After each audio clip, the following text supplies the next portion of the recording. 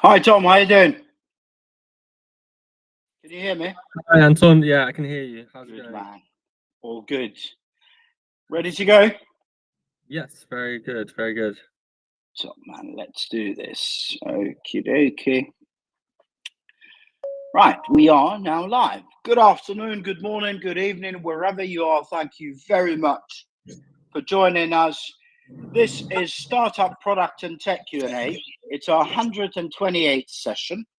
We used to do them on Clubhouse. We've now moved on to LinkedIn Live Audio. We're also live streaming, or simul streaming as they call it, now live onto Facebook and YouTube. So if you are listening via Facebook or YouTube, please be aware that we cannot hear your questions. Therefore, we would need you to join us live here on LinkedIn and come and ask us your questions. You can do that a few ways. One, you can go to startup to scaleup.club, and there you'll find the link for today's session. Or you can just hop onto LinkedIn and search for Startup to Scale Up Club, and either our company page or one of our profiles will pop up, and you can then literally just join live there. So this is Product and Tech Q&A. We do this every Tuesday from 12 to 1 p.m. UK time, where we seek to help startups like yourselves with whatever questions you may have in terms of getting your business, your startup, to the next stage. And to do that, you may need anything from a product roadmap to maybe your design, to prototype, to some kind of testing, to get it to launch your MVP, whether that may be a landing page or an app or something a bit more complicated. This is the place to get helpful. The way this works is quite simple. If you're a startup in the room live here on LinkedIn, by the way, not on YouTube or Facebook where you may be tuning in now, all you have to do is raise your hand. We'll bring you up on stage, you introduce yourself, and then fire away with whatever questions you may have for us. Please remember, we run 4 regular rooms per week: Mondays talent, Tuesdays product and tech, Wednesdays growth, and Thursdays fundraising. So in terms of today's session, it's only questions on product or tech. What we're going to do is go with some quick introductions, and then we'll open it for questions from the audience. Also, we'd appreciate it if you wouldn't mind sharing this with your social media, whether it's here on LinkedIn or other platforms. We need all the help we can get. We got over 260,000 people join us, mainly on Clubhouse, and now that we're on LinkedIn, we need people to help us spread the word. So please feel free to do so. Now, I think we'll go on to some introductions. Perhaps we should start with the ladies. I hope Tom and Pawel are okay with that. So we'll start with Amrit, then Pawel, then Tom, please. Hi everyone, so I'm Amrit Lotay, based in the UK. I'm currently a fractional CPO for a few different startups. I have experience in health tech, fintech, ed tech, media and broadcasting. And so I've helped build products from scratch and launch them, seen them grow in the market. I've also launched a book around AI and product management. So happy to answer any questions you have today. Awesome. My name is Pawel, and I'm the CTO and co-founder of the company called Founder&Lightning, where we help usually non-technical founders move their vision into reality. We also invest in certain businesses, and my role is to try to drive product and technology thinking and doing towards the realization of that vision. Here to learn, here to help, and share our experiences. Thank you. Great. Hi there, I'm Tom Green. I'm the co-founder and CEO at 𝗬𝗁𝗏. 𝗬𝗁𝗏 is specifically focused on helping founders go from being pre-product to MVP, and so we use our kind of unique approach, which is kind of very short, sharp sprints, and that allows us to work with lots of founders. So over the last couple of years, we've worked with over 65 founders in launching their MVPs, and so yeah, happy to answer any questions on approach to MVP building and what you should be thinking about from a mindset perspective as well. And yeah, looking forward to answering the questions. Well, thank you very much to all three of you. I guess that was a bit rude of me. I normally introduce myself first just to kind of make everyone feel welcome. But nevertheless, my name's 𝗦𝘁𝗿. I'm an Albanian in London working with startups. Normally, I would be working as a talent partner. As soon as they get investment, I'd embed within their teams and help them hire and keep the right people. I'm not doing as much of that now because I'm mainly focused on StartUp to ScaleUp, the club that is. Sorry. I am also helping a little bit with growth advisory, and lately I've been helping some angels and family offices with their due diligence and assessments. Again, this is Startup Product and Tech Q&A, and we're here to help founders build in your early stage product or tech. We're going to be here now for the next 53 minutes. So if you do have any questions, please don't leave it for last minute. The earlier, the better. On the other hand, we do 4 rooms per week. On Mondays, it's talent. On Tuesdays, it's product and tech. On Wednesdays, it's growth. And on Thursdays, it's fundraising. And they're all from 12 to 1 p.m. UK time. What we're going to do now is, if my brilliant team doesn't mind, perhaps we could go to some main do's and don'ts when it comes to early stage product and tech, and then we'll open it for questions. So Tom, would you like to start with what would be your biggest do's and don'ts when it comes to early stage product or tech for that matter? Yeah, I mean, I think kind of at a conceptual level, the biggest do is always make sure the first thing you're doing and the basis of everything you're doing is based on your conversation with your customers. You know, before you've built anything, whether that be prototype, MVP, or full of products, you need to be speaking to your customers and understanding whether at a conceptual level you're solving a problem for them, or you're conceptualizing something which is going to add significant value for them, and whether they would conceptually pay for that. Obviously, at that stage, you are speaking conceptually because you can't force them to go ahead and make those kind of maybe monetary commitments or things like that. But really, you know, everything you should be doing should be based on those early conversations.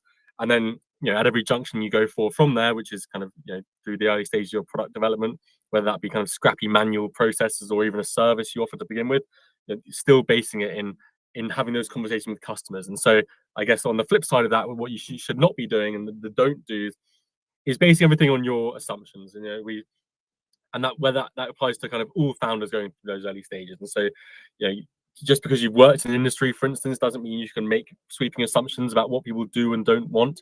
And similarly, just because you've had kind of insights into an industry, you don't know exactly what people do and don't want. So don't make assumptions on what people want. You know, let them tell you effectively. That's brilliant. Thank you very much, Tom. Pawel, and then Amrit. Well, from my perspective, one of the crucial things to strongly consider is the quote of don't fall in love with your solution, fall in love with the problem, which means most of the great and successful businesses didn't got it right on the first time. And the egocentric approach of the founder saying it has to be my way or it doesn't work is usually a tricky thing from the perspective of innovating, really listening to the customers, and really building the product worth using for them. So I think, basically speaking, forget about your solution is just your vision, your drive, your insight that you've got, but don't hold the details of it that much. At the same time, fall in love with the problem. Whatever else you can do to understand it deeper is always a valuable thing from the perspective of the future of your business. Thank you very much, Pawel. Yes. Yeah, so some of the do's, as Tom said, like, you know, it's important. You need to validate your idea. So before you start investing a lot of time and resources, just make sure that there's a real market need for it in the first place. speak to those customers, really understand what their pain points are, and see if what you're trying to build or your solution actually solves their problem. Don't try and build everything at the start.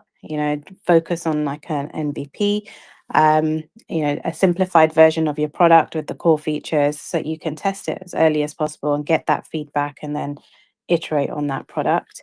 Know your target market, do lots of research, user research, market research, competitor research, culture research, depending on, which geographies you're entering as well. So make sure you understand that landscape. Some of the don'ts would be, don't ignore your competition. Keep an eye on them. The whole research side is a continuous process. It's not a one-time activity. Don't hire too quickly. You don't need a massive team to begin with. So keep that small, keep the right people you need in the team from the start. And don't be afraid to pivot either. So if something's not working, don't just try and stick with it, even though it's not working.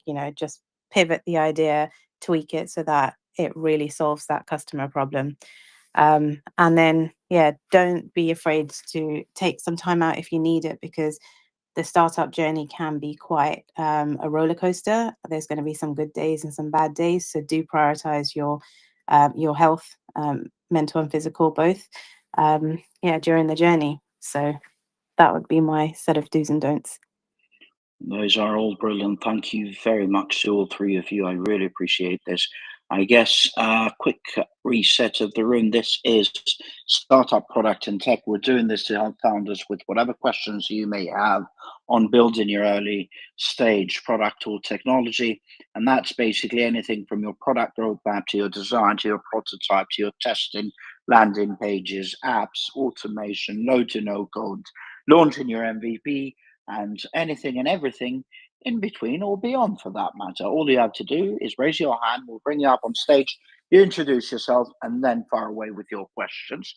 If you are tuning in via YouTube or Facebook, please be aware that we cannot see whatever comments you may type right now.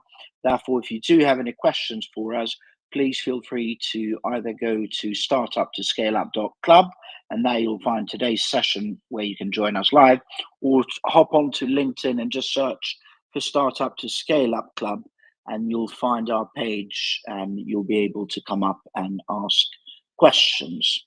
The idea is that there are no right or wrong questions, and there's no need to be shy. We'd also really appreciate it if you don't mind sharing this this talk with your network. The more the merrier. And also it helps you gain exposure for your profile and your business. But we've got Mohammed who's back on stage. So please introduce yourself, Mohammed, and fire away with whatever questions you have for us today. Hello. Hello, everyone. Thank you for having me again. My name is Mohammed 𝗬𝗏𝗍. I'm the founder of 𝗦𝗬𝗏 𝗍𝗏. My question is basically about when would you start the marketing plan? Is it before the MVP or after? And how would you prefer an MVP through a web or app based, as which one it would get more attractions? So it's two questions actually. Thank you very much for that, Mohammed. Mohammed, just before I give you my 2 pence, on the second part, you said, what do you consider an MVP? Is it an app or a web page? That depends. So what kind of product or service are we talking about here? I mean, in case to get more attractions, basically. No, what I mean is because it depends on the business you have. So do you want to tell us a little bit more on which part you're talking about here? So basically, introducing use cases using the infrastructure we are trying to provide is our goal. And we could implement use cases. We could find use cases which can be compatible with mobile users, but we're going to invest time building the mobile interfaces and so on. However, we can also have another approach using the web, like we have a choice to which market we should go with. Well, basically this is for the blockchain contracts in business, is that right? A smart contract as a service. Smart, yeah. I think if you can get all the bells and whistles that need to be there, and you do it via our web page, it's not going to be the end of the world, because I'm assuming most of your core business is going to be B2B, and therefore they'll be using this mainly via their via their desktop. But then on the other hand, the people you might want or you might decide to go after are actually people that are on the go and they don't have a team, and that's precisely why they come to you, because it's all done there and they don't need to have a machinery. Those kind of people are mainly on mobile. So would I consider it an MVP? Well, it's called a minimum viable product, so you could consider it an MVP, but the idea is, would it do what you need to do? I hope that makes sense. I know it was a bit cryptic, but even if it's on the website, would it do what it needs to do to show people this is what we can do to help you? If it does that, then it can be considered an MVP. But if it doesn't do that, then it's not an MVP. On the first question as to when you start marketing, you start marketing as soon as you know what your business is. Even if you don't have a product yet or a service yet, you start marketing. So I'm not saying, to leave building aside and just focus on marketing. Absolutely not. But you start marketing as soon as you know what your business is about. That's my view. And you always market. In my view, you never stop marketing. And, a good business person finds a way to be marketing even when they're asleep. But let's hear what the panelists here have got to say. If you don't mind, go on. I would just clarify on the app and web thing, so it gets clear to the audience as well. It's just, is it true that, just to clarify the question, is it true that people find it more difficult to download apps? Like they need to trust more to download the app than just visit a website? That was my aim of the question. Yes, that is true. Because one, it's trust, and two, it's just, it's a few more clicks. Like harder to onboard with apps than web, is it? No, I don't think it's harder. I just think in terms of customer acquisition, you need to put in a bit more work, in my experience, to actually get people to download an app versus people just going on your website and trying your product. Yeah, fair enough. Yeah, that's my experience, but I'd love to hear what the panel's got to say. So we'll start with Tom, then Pawel, then Amrit, please. Yeah, great. Hi, Mohammed. So yeah, the app versus web app question is a really interesting one. Something that we kind of come across a lot with the planners we're working with at MVP stage. We actually generally do. So obviously there'll be instances where the native features or native kind of native tools within a mobile device need to be used, and that can be easier using a native device. But in terms of adoption, we do find that web apps it's easier to get early adoption. I mean, there is a slight barrier to getting people to onboard or download a mobile app, especially if that's a mobile app which doesn't have any star rating or anything like that on the App Store and is kind of clearly quite new. Obviously, with a web app, you can share via a link, so it's easier to get that, a little bit of that virality. And so generally it's a good starting place for the web app. Aside, and I guess from a technical standpoint as well, there's benefits to it. Generally they're quicker and more affordable to build, and at the same time they're also easier to iterate on, because you're not having to go through the kind of the approval processes every time you want to update a web app as opposed to a native app. So yeah, for my 2 cents on it, I think web app is always a good place to start. And obviously, from data, kind of the back-end data structures and things you're building, that can often be reused if you want to then shift to a native application. So the work that you're doing on that web app isn't then kind of chucked away when you move to native further down the road.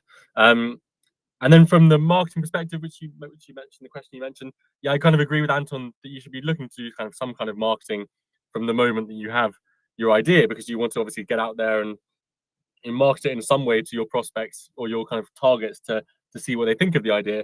I guess in terms of actual kind of like, mass marketing, I do think, from the founders we work with, we see a lot of success with founders who have a really core, engaged, relatively small number of early adopters who they initially launched to, and they've really kind of had their ear to the ground about getting that feedback and really kind of focusing on the feedback rather than having huge numbers of people using their apps. And so I think in terms of mass marketing, that bit a little bit can wait till a bit later, but you obviously want to be doing some kind of marketing and building some kind of momentum around your movement from an early stage. Yeah, hopefully that answers your questions.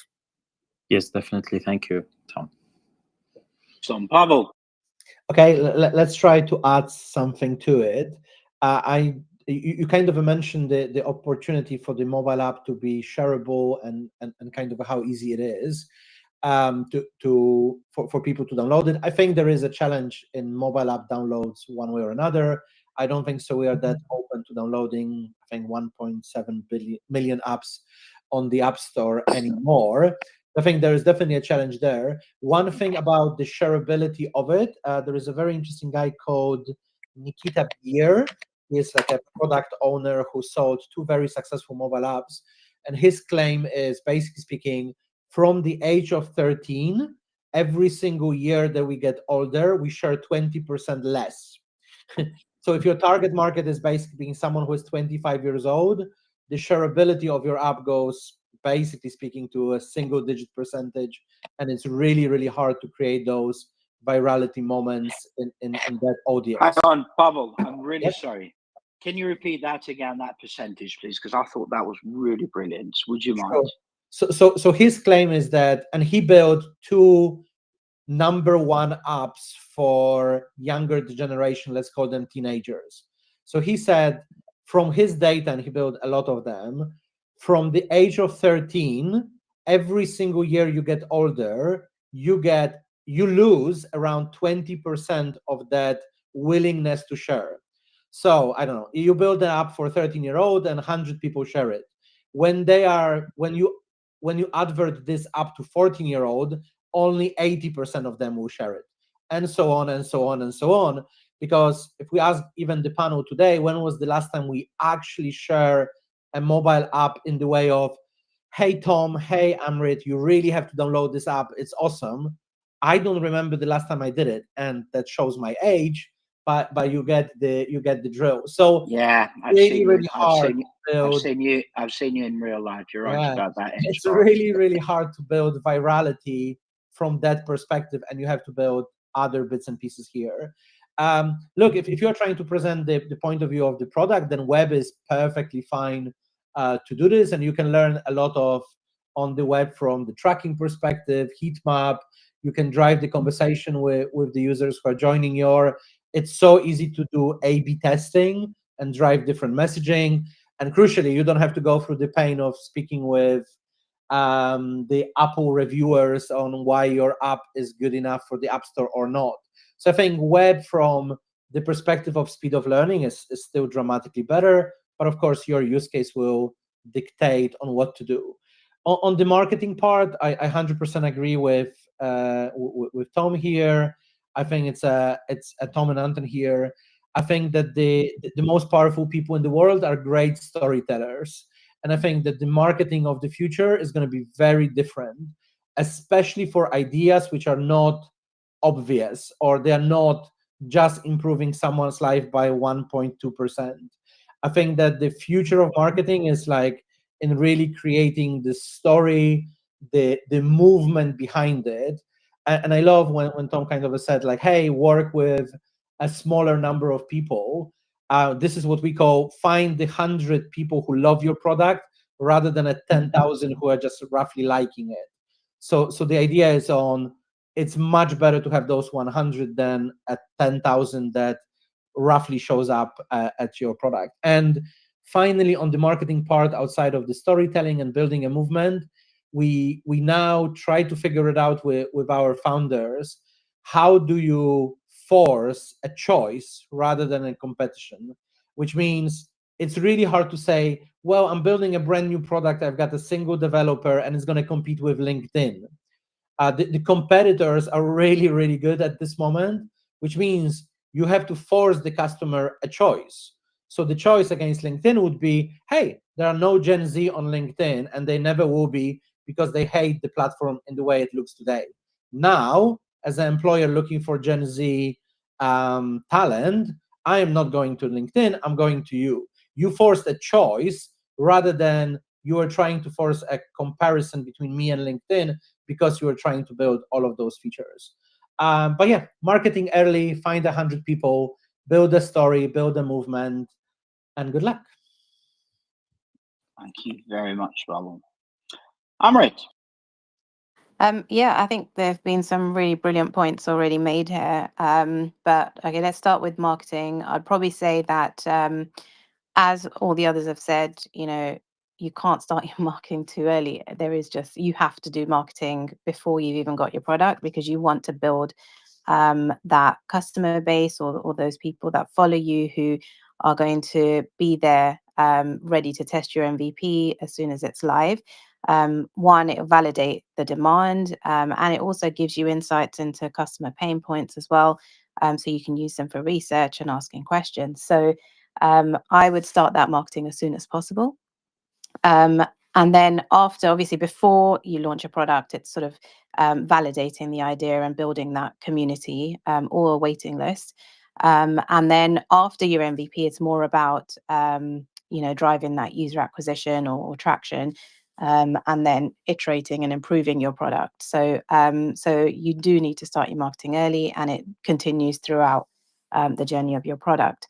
In terms of the MVP being web-based or mobile app, if you were in the fintech or health tech space, I would probably say a mobile app would be better, because those users are continuously accessing apps on the go, so it becomes more convenient for them. But based on your product, there's no reason why you can't launch your MVP as a web-based product. So I would probably go on that because it'll be faster and more cost effective for you. And then you can get that user testing done quicker, and you get that feedback, and you can start to iterate based on that. So, but what I would say to you is find those users and ask them the question, like, would they prefer a mobile app to do, to solve the problem that you're solving, or would they prefer web-based? What are their behaviors? You need to understand that. So I would get that research done as well with those users, and they'll probably help to indicate which way to go for you. Thank you. Thank you very much, Amrit. Thank you very much, everyone. Very good points. I've taken notes, and I'll work on the 100 customers. It's really important point.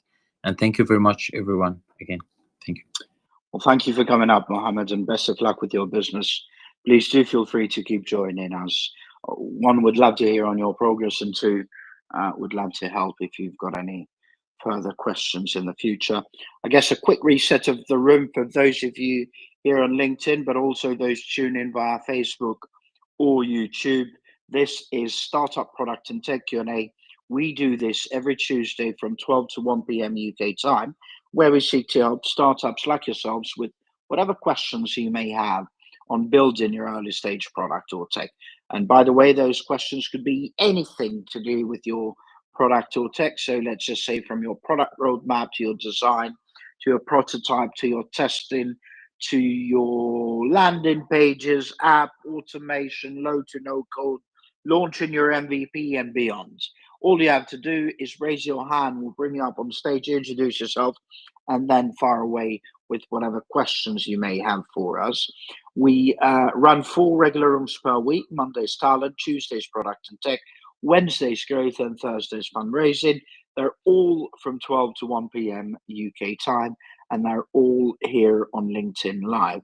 For those of you on YouTube or Facebook, I'm sorry we're unable to monitor your comments there. So if you do have any questions, you'll need to join us live here on LinkedIn. You can either go to our website, startup-to-scaleup.club, and there you can join us directly, or you just hop onto LinkedIn and search for Startup to Scale Up Club, and you'll find us, and you'll be able to to come into the room, basically. Now, in terms of questions, we've got a question from 𝗧𝗲, who is in the audience, and he wants to know, here on LinkedIn, and he wants to know, he says, question, have you gone through hard times where you thought about quitting? And if so, how did you overcome that? That's one part. Also, what were some of the biggest challenges you faced when aligning product and tech teams in a startup? And how did you manage to bring them together successfully? So we have 3 questions at least. I think it's best if we take them one at a time. So question number 1, have you gone through hard times where you thought about quitting? And if so, how did you overcome that? Last time I had the absolute pleasure of seeing Pawel. I think we talked about this, Pawel, if you remember. And I mentioned that in my experience, one of the main reasons for startups failing is because eventually founders give up, either because they haven't got any more money to keep it going, or because they're fed up for God knows whatever reason. So in terms of that, 𝗧𝗲, I have gone through hard times with every business and startup I've been involved in, and numerous times, and I have thought about giving up countless times. And to be honest with you, even with the current business, with StartUp to ScaleUp Club, there are plenty of times when I think of giving up because I'm not getting the results I want or I think I should have. How do I keep going? I think there's a few things that are really important.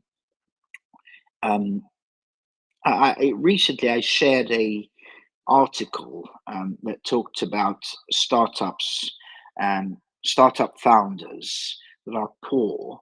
They are not VC fundable, in the sense that when you are a startup founder and you have your startup, but at the same time you need to think about putting food on the table for your family, or maybe a roof over your family's head, or maybe paying your parents' hospitals bills and so on. You know, it's easier to give up on your startup and get a job. And that's why I keep saying to people, because unfortunately, I've done this myself, but I see this quite prevalent. Most people will go into a startup because they need a job, not because they want to start up a business. And unfortunately, that is a recipe for disaster. So when you are facing, especially on the financial difficulties, one of the ways that I've overcome it is by finding a side gig. And I would say almost every business that I've been a founder or co-founder, I have fed myself and my family initially, or at certain points, with a side gig. So that is the way to overcome it. But that could also be a recipe for a bit of a disaster, because you have a way to finance yourself because of that side gig. What can also happen is 2 things that aren't that great. Number 1, you are not kind of giving 100% to your startup because you had to keep the side gig going. And number 2, you might be prolonging a startup that is actually not good, but because you've got some money coming in, and you know, it's not like you're struggling to put food on the table. This is a passion of yours, and you keep going. So it's basically a matter of finding that balance between those, and that's how it's been for me. In terms of what was the other one, also, what were some of the biggest challenges you faced when aligning product and tech teams in a startup, and how did you manage to bring them together successfully? Some product people are are not as in touch with the technical reality as some tech teams are, but I can't remember who it was. I recently saw an interview and a chap was asked, but this was quite a long time ago, mind you, so not recent, but the interview that I saw is recent.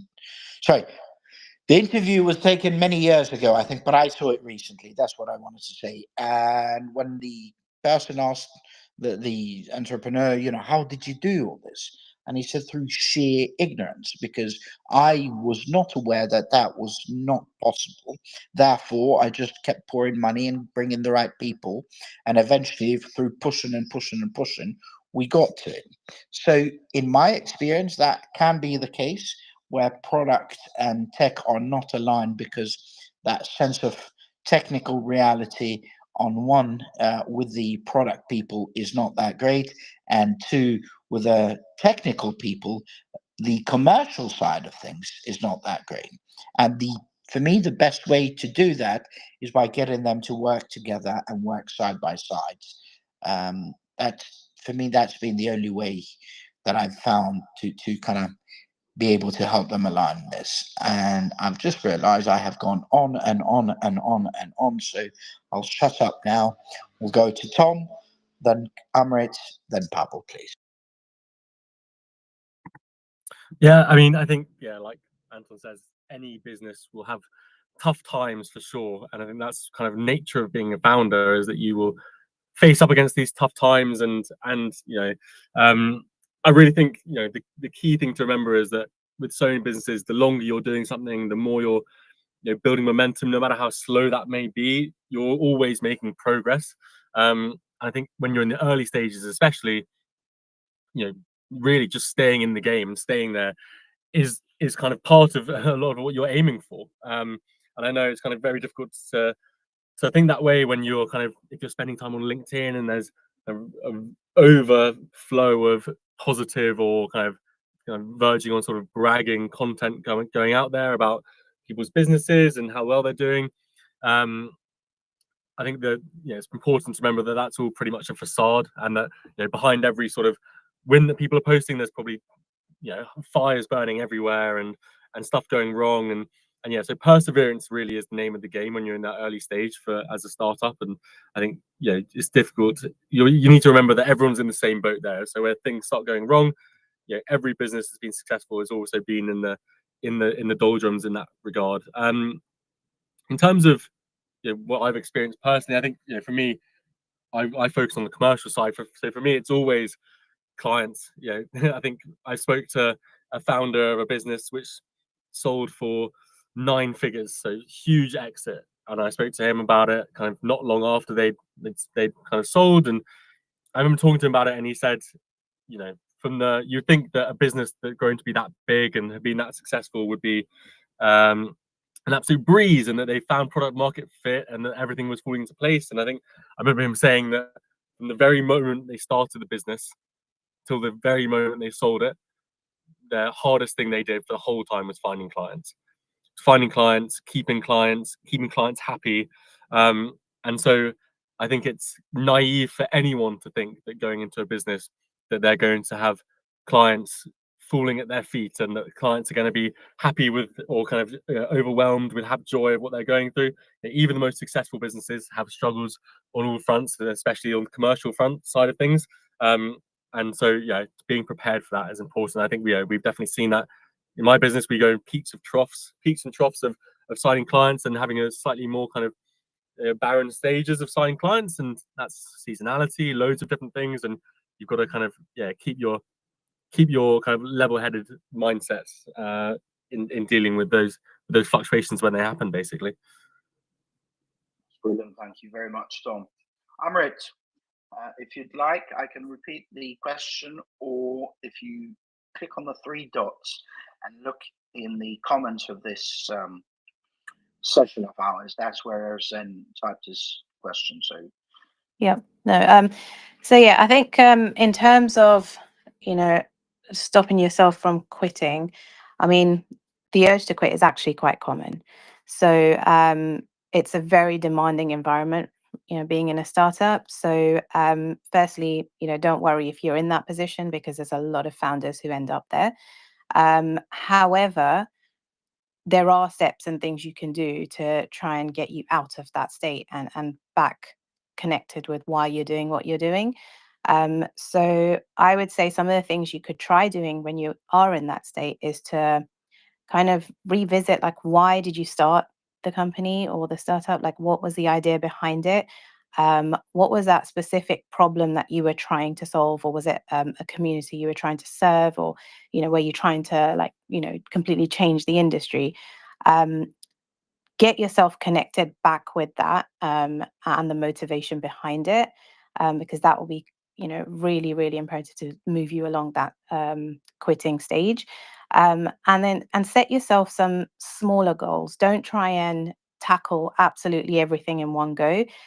Break those goals down into smaller and more manageable tasks to complete, so that on a daily basis or a weekly basis, you can actually see some progress, that you're actually ticking some of these smaller things off, and that will help to kind of boost your morale. Burnout is a real thing when it comes to startups. So make sure, as I did say in the do's at the start of the call, do prioritize your mental and physical health. You need to take downtime and breaks whenever you need it. Because sometimes stepping away can actually give you a whole new perspective on how to tackle these challenges, or some fresh energy to deal with them. Also learn to delegate, because often I find that founders don't delegate enough. They try and take on absolutely everything themselves. So where you can delegate tasks, do that, because it will help to lighten that load for you. And it also empowers your team as well, and builds their confidence and creates a sort of stronger team dynamic. Make sure you have a support network around you as well.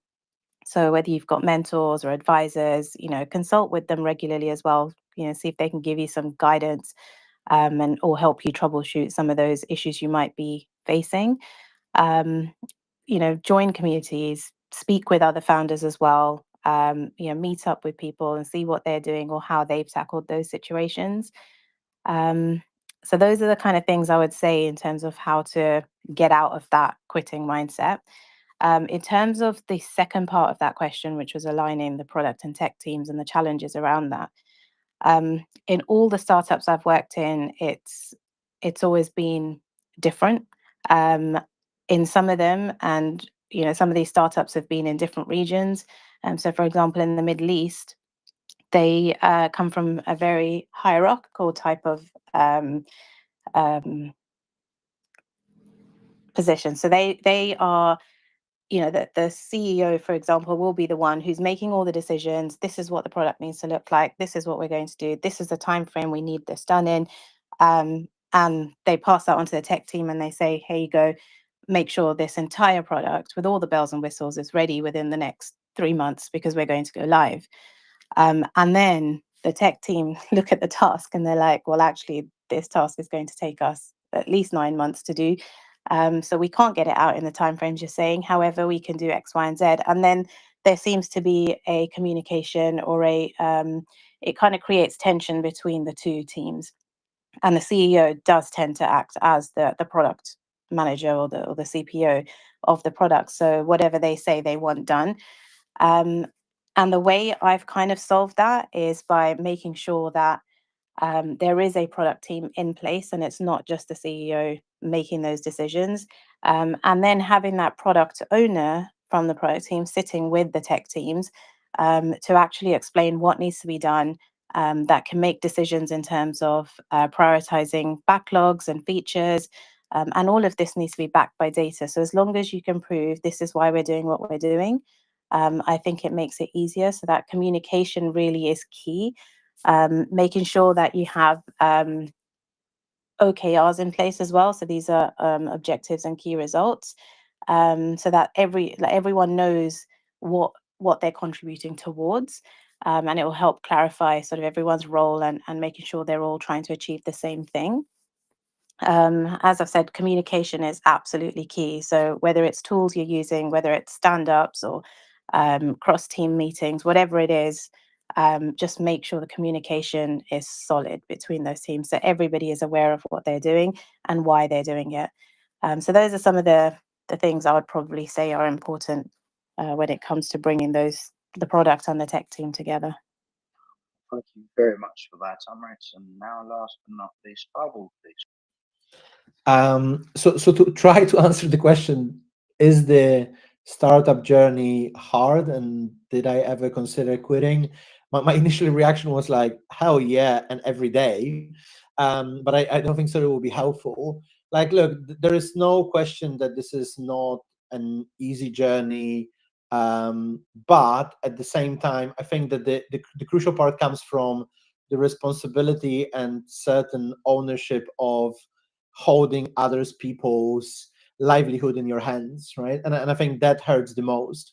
I think if you're a startup person running a business of one, I think that's not easy, but a little bit easier. The moment you have to take into the account the ownership of others people's livelihood, and that hurts probably the most when the times are really, really hard, and sometimes that burden is not easy. At the same time, I just can't imagine doing anything else.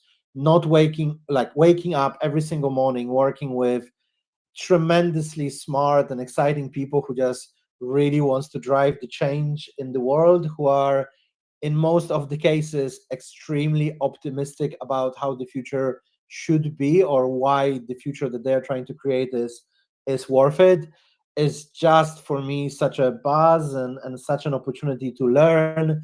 And every single day looks very, very different. Every single day I learn a brand new business domain, a brand new challenge, something that looks interesting. It's just way too much dopamine to stop from my perspective. But look, all in all, this whole chaos of startups is sometimes overwhelming. It is full of moments where you doubt yourself. The imposter syndrome is real, and yeah, it's at the same time fun, scary, and all of the emotions through the whole day. You might actually kind of handle all of that. Like my point of view is, like, I really really enjoy the kind of the Steve Jobs quote of trying to leave a dent in the universe, and I kind of always thought, like, okay, one day hopefully the panelists on in here, or the people that we helped, will go on the TEDx stage and say, I've changed the world, and we had a tiny little impact into that change, hopefully for the better. So I just really love the startups in principle, how they operate, how they work, and all of the things that comes with it.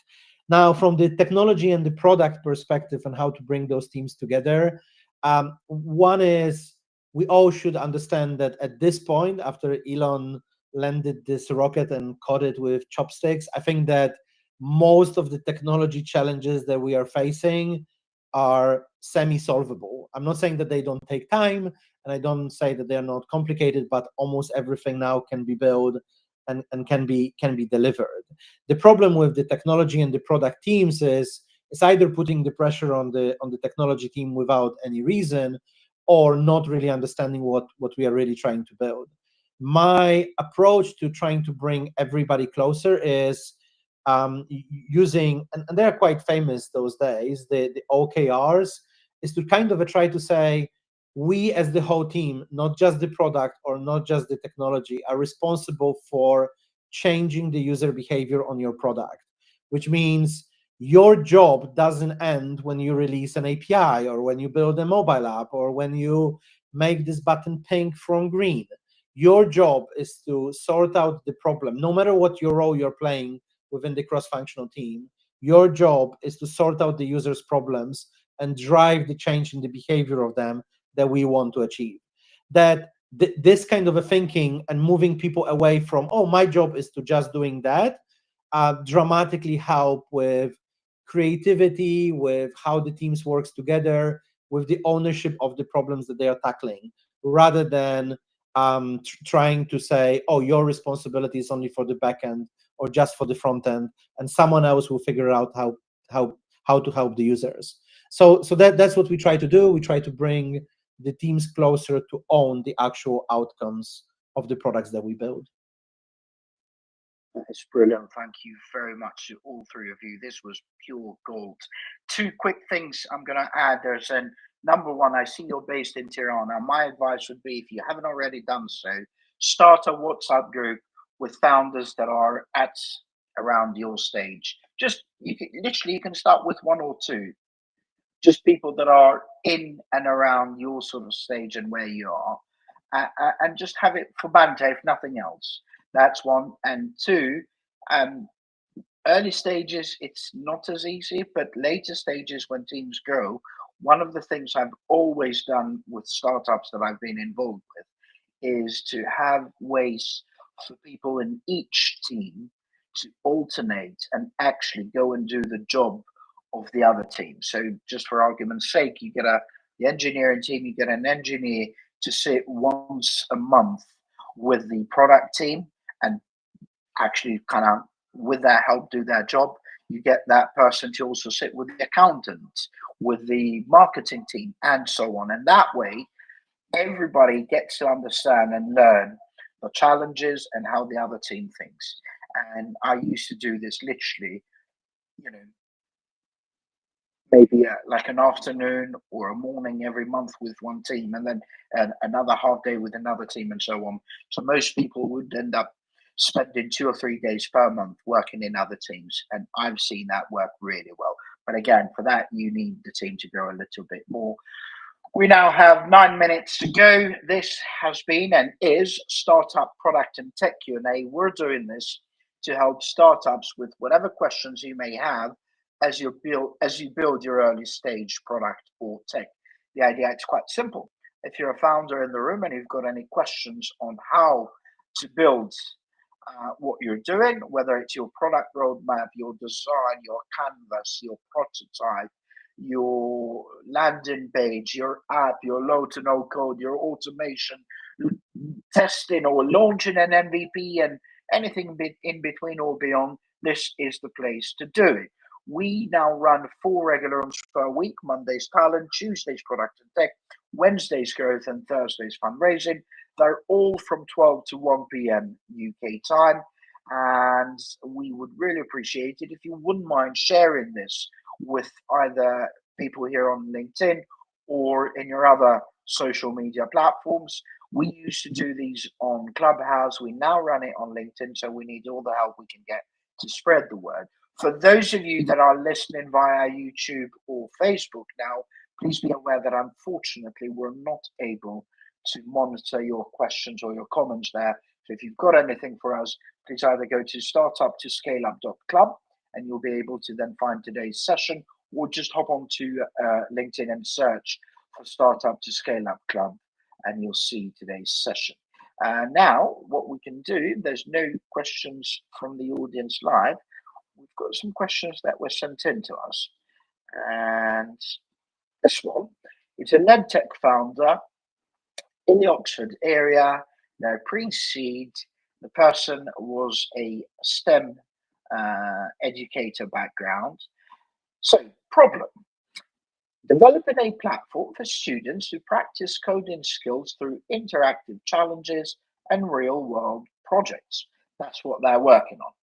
Now, he goes on to say, our platform is great for students who are already motivated to learn coding, but we're finding that beginners, especially younger students, are getting discouraged by the steep learning curve.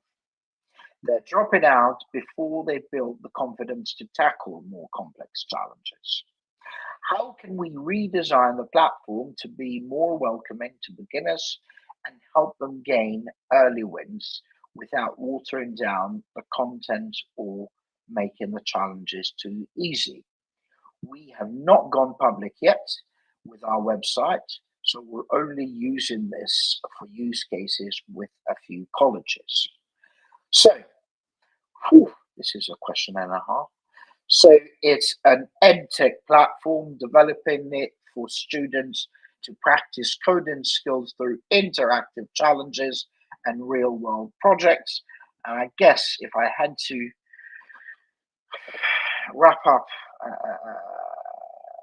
the question, because it's quite a long one, is how do we get new students who find it difficult at first to like and use our platform as much as the ones that are more proficient and more advanced? I think that's in a nutshell what they're asking, but I'm going to copy and paste just in case the question and put it in the comments. So maybe this time we can start with Pawel, and then Amrit, and then Tom, please. Oh, I think very interesting space from the perspective of competitors and how the world is going to look like very, very soon. If you follow NVIDIA's CEO, I think he made the claim that we are not going to need any developers ever very, very soon. But maybe that's outside of the scope of this question. Look from the perspective of how to keep people together doing something, I think that the games and the games industry is a very interesting model to think about as one of the examples or metaphor how to think about their problem. The greatest games are having the levels, and the levels are not too hard so you never can achieve it, neither too easy so that you progress through them very, very quickly. Chess, World of Warcraft, and all of the other games who are really, really powerful and really, really used by the people constantly challenge you just enough so you know you can get to the next level and cross it, but never too hard.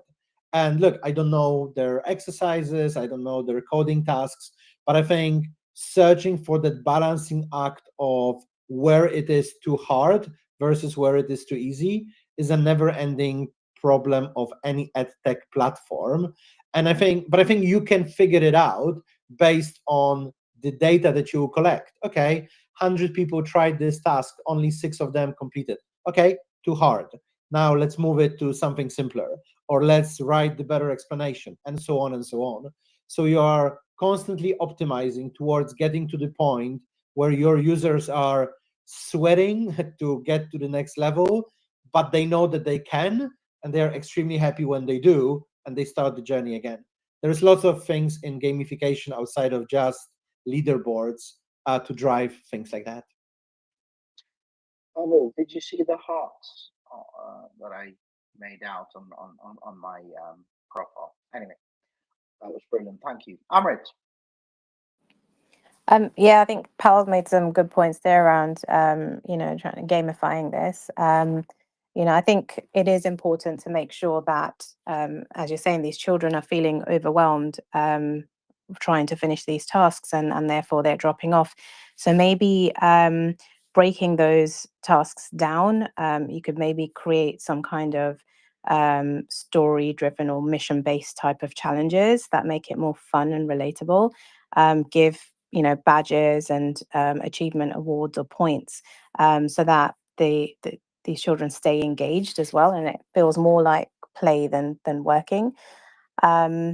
Some of the stuff you could do is also to maybe provide hints where they get stuck, or constructive feedback explaining where they went wrong in very simple languages, and then celebrating those small wins when they do something right. You could also maybe have a mentor there as well, or you could even have it so that those children can open this out to other children, so creating a little community to help out. That way they won't feel so overwhelmed, and they know that they've got a support network around them to help them with these challenges where they get stuck. Yeah, I think some of those are the things I would consider. You know, could they have a mentor that could help them along the way? Do they have enough examples or step-by-step instructions so that they don't feel so overwhelmed? Is there a way to create, to make it creative so that there is no wrong answer, but you can see how they're trying to think and then guide them in the direction that they need to go in? So yeah, I would offer different types of things. You know, don't try and make it so difficult that they're all dropping out. Maybe create some levels or a learning path that they can actually follow and move to the next stage. They feel like they're actually achieving and learning something as they're going along. That's brilliant. Thank you very much, Amrit. Last but not least, Tom.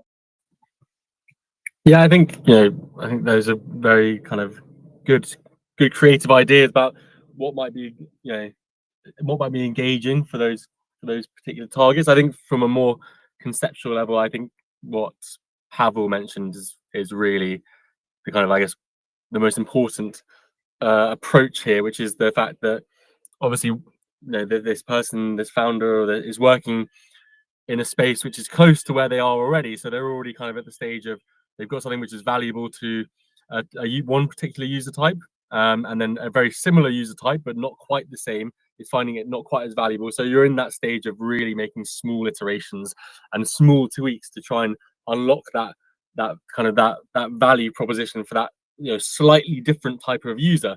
And really, when you're at that stage of making those kind of small tweaks, really it's all about you know, iterating quickly. And I think that's from learning. So I think, you know, what Pawel mentioned about making those small experiments to see what does and doesn't land, and doing those quickly to see, okay, well, you know, let's say you've got kind of 5 or 6 tasks. Of those 5 or 6, which ones are performing well, which ones are performing poorly? Of the ones which are performing well, why are they performing well? You know, which levels, if this is a sort of these coding tasks, are they performing well, or what levels are they engaging with well? And so yeah, so I think that kind of small iterations and small experimental approach is going to be the way that you can move closer and closer to offering value to that kind of slightly nuanced user type, in my opinion. That's brilliant. Thank you very much, Tom. Huge thanks to all 3 of you. We are now 1 minute over the line, so we're not going to take any more questions for today, but I've already posted the link to the YouTube video, which means you can now see the recording of it, and it's in the comments of this session if you'd like to share that too. This has been Startup Product and Tech Q&A. Whether you've tuned in via Facebook, YouTube, or LinkedIn, we're very grateful. Please show your love to my absolutely brilliant panel team today, Amrit, Pawel, and Tom. Thank you very much for your time and input. This was some golden stuff, so I really appreciate that. Just a reminder, we run 4 regular rooms per week: Mondays talent, Tuesdays product and tech, Wednesdays growth, and Thursdays fundraising. They're all from 12 to 1 p.m. UK time. If you go to StartUp to ScaleUp.club, you'll be able to RSVP to any of the future sessions. Now, if you'd like, panelists, a quick sort of parting words, whatever you want to say, please feel free to do that. I guess we'll start with a lady, and then we'll go on to Tom, and last but not least, Amrit. Yeah, keep going. I know it's a journey, it's a roller coaster, and you know, there are tough times, but think about why you're doing what you're doing, why you started this in the first place, to help you keep moving along. Also, make sure you're doing that research. Make sure there really is a problem you're trying to solve, and it's not just an idea you think would work in the market. Validate this. Make sure there's actually people who want to use this product or service. You know, keep doing that research continuously, because it's not a one-time activity. So yeah, just keep going. Don't quit, and take those breaks that you need to avoid burnout. Yeah, prioritize your mental and physical health throughout the journey. Thank you very much, Amrit. Have a good day. Tom. Yeah, I think kind of for me, just when you're in that early stage, I know it can feel like a real slog, and it can feel like you're kind of running a bit of an uphill battle. But there's also a lot to be enjoyed in those early stages. I think one thing that I always say to the founders that we work with is you can really enjoy the simplicity of being a really early stage founder. And that's, you know, before you have, you know, things like teams. And I think, you know, a lot of founders think that having like a big team behind you is going to help make stuff a lot easier. The reality is that, you know, nothing's more simple as when it's just you and your co-founder, or just you speaking to your customers, understanding their problem, trying to find out a solution to it or where it would work, trying to work out if that's commercially viable. There is something nice and simple about that stage of your founder journey. And so, of course, it's hard work, and it's a bit of a struggle to get to that place where you're kind of ready to launch from.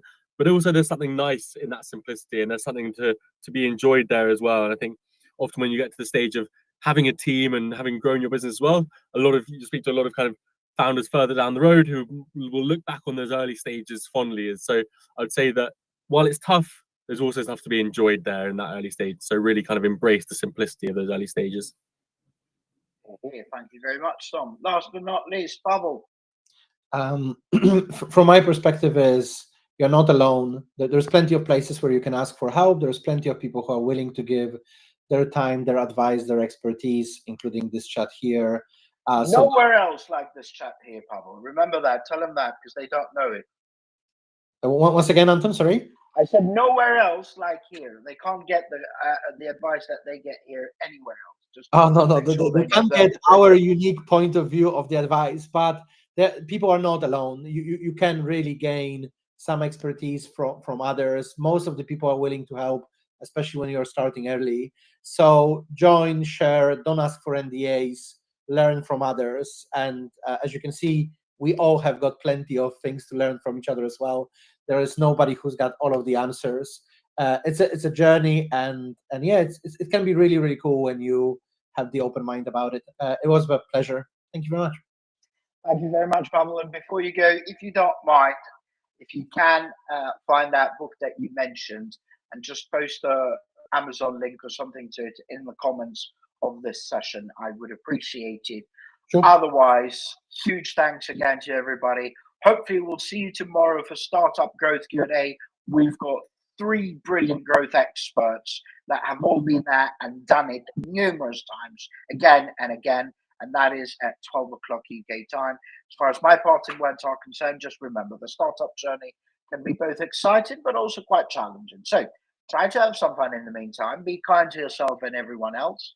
And thank you again. Keep going, and God bless you all. Bye-bye for now.